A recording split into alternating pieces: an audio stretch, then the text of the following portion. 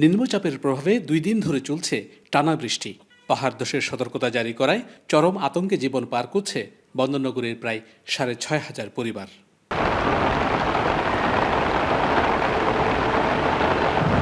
জেলা প্রশাসনের হিসাবে নগরীর আকবরশাহ, মতিঝর্ণা, কাট্টরিসহ বিভিন্ন পাহাড়ি এলাকায় চরম মৃত্যু ঝুঁকি নিয়ে বাস করছে 50,000-এর বেশি মানুষ, যাদের অধিকাংশই বিভিন্ন জেলা থেকে আসা নিম্ন আয়ের বাসিন্দা।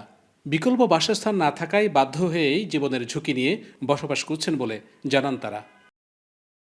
লাস্ট আমরা বাধ্যতা করে এরা আমাদের আর কোথাও যাওয়ার রাস্তা নাই দিয়ে আমরা সরকারি জায়গার মধ্যে আমরা এখন বসবাস করতেছি আজকে অনেক দীর্ঘদিন পর্যন্ত। যখন বৃষ্টি হয় তখন সাংবাদিক আসে, প্রশাসন আসে, সবাই আসে আমাদেরকে বাইর করে দিয়ে আমরা আশ্রয় কেন্দ্রে চলে যাই, আবার বৃষ্টি চলে গেলে আবার আসি। এখানে সবাই দুর্ভিক্ষ মানুষ হিসেবে থাকতেছে।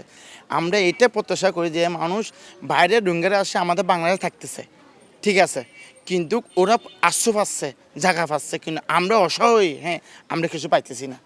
নিরাপদ আশ্রয়ে সরে যেতে জেলা প্রশাসনের পক্ষ থেকে মাইকিং করা হলেও তাতে কোনো সাড়া নেই বাসিন্দাদের।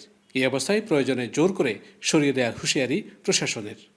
আদেশক্রমে জেলা প্রশাসন চট্টগ্রাম একটি বিশেষ ঘোষণা। আমরা ইতিমধ্যেই 26টি পাহাড়ের যে সমস্ত ঝুঁকিপূর্ণ স্থান সেখানগুলো চিহ্নিত করেছি এবং গতকালকেও আমরা বেশ কিছু পরিবারকে আমাদের শেল্টার সেন্টারে নিয়ে এসেছিলাম। তাদেরকে শুকনো খাবার দিয়েছি, রাতের বেলা দেওয়ার পরেও তারা আবার চলে গিয়েছে। তারা যেন জীবনের মূল্য বুঝে শেল্টার সেন্টারগুলোতে আসে। আমরা তাদেরকে বোঝানোর চেষ্টা করছি, তাদেরকে বোঝানোর চেষ্টা করেই তাদেরকে নিয়ে আসার চেষ্টা করছি। যদি তারপরেও তারা না বুঝে তাহলে আমাদেরকে অভিযানগুলো পরিচালনা করতে হবে। এরই মধ্যে পাহাড়ে ঝুঁকিপূর্ণ বসবাসকারীদের সরিয়ে নিতে 8টি আশ্রয় কেন্দ্র খোলা হয়েছে।